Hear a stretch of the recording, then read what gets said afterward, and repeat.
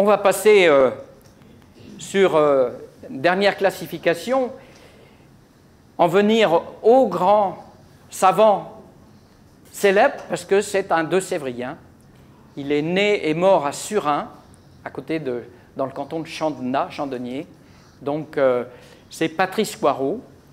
Donc, célèbre, malheureusement pas assez célèbre. Hein, donc, il est né en 1875 et mort en 1959. Mais c'est vraiment la référence en matière de recherche sur la chanson traditionnelle francophone. Et il avait tout au long de sa vie cherché, lui, à comprendre le processus de création, en fait, de ces chansons. Hein. Et c'est celui qui a compris qu'il n'y avait pas forcément une chanson au départ qui était la bonne version, puis ensuite il y a eu, on l'a quelque part dénaturé cette version pour en avoir... Non, la chanson traditionnelle, c'est un processus de création continue, en fait.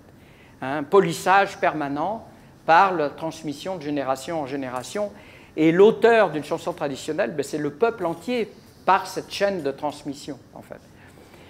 Et il a quand même fait tout un travail aussi pour rechercher quelles étaient les traces, ce qu'il a appelé les antécédents des chansons traditionnelles, pour les retrouver les plus anciens textes possibles dans l'histoire de la chanson.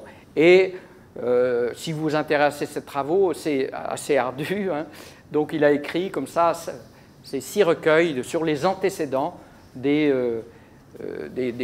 thèmes les plus importants dans les chansons traditionnelles. Et surtout, il a fait une classification, il l'avait fait pour lui en fait, parce qu'à partir de tous les répertoires, là, il en a collecté lui-même beaucoup, hein, à la fois au début du XXe siècle, dans son entourage, donc dans le sud de Sèvres, et puis aussi dans le Béarn, puisque sa femme était béarnaise, et donc il avait fait beaucoup de travail de collecte aussi dans le Béarn. Et il y a eu une publication de ces chansons, vous voyez, 1900 textes et mélodies collectés par Patrice Poirot, et donc qui a été publié par la Bibliothèque nationale de France, sous les auspices donc, de Georges Delarue, qui est un de nos grands chercheurs plus modernes, et puis Marlène Belly, donc, qui est de notre région, qui enseigne à l'université à Poitiers, donc qui a travaillé sur ces répertoires. Donc 1900, voilà, c'est sa collecte, c'est quand même assez considérable, mais il avait fait comme Laforte, il avait compilé énormément de chansons, puis il a essayé de les classifier, lui, par les contenus, en fait, par les thématiques. Et donc, il a essayé de retrouver une classification. Donc, mais cette classification, elle n'a été en fait publiée qu'après sa mort. Hein, et c'est donc Georges Delarue, justement, avec d'autres, qui a essayé de travailler donc, sur ce répertoire, ce catalogue de la chanson traditionnelle francophone, donc des chansons françaises de tradition orale. Et ça, c'est le premier recueil. Et donc, il a voilà, trouvé ces grands thèmes, hein, la poésie, l'amour, la séparation, les bergères, le mariage, relations sociales, etc. Enfin, je vous passe parce qu'on ne va pas rentrer dans le détail de ça. Et à l'intérieur, alors, la diapo, elle est évidemment, elle n'est pas lisible, mais on a donc ces grandes catégories.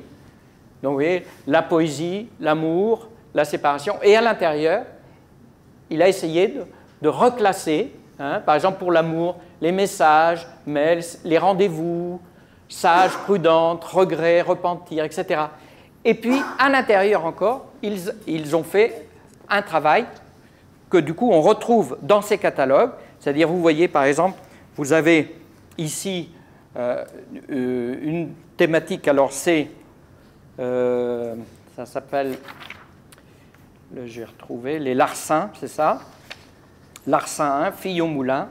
Donc, et puis, à l'intérieur, il y a plein de ce qu'il appelle des chansons types, desquelles il y a plein de versions. Et il a retrouvé comme ça plus de 2000 chansons types, 2300 chansons types, hein, qu'il a classées, donc qui constitue cette classification, qui aujourd'hui, pour des chercheurs, est très précieuse. Alors, pour avoir le témoignage de notre grande chercheuse Marif, qui fait tout un travail et qui fait ce travail sur les répertoires collectés en Poitou.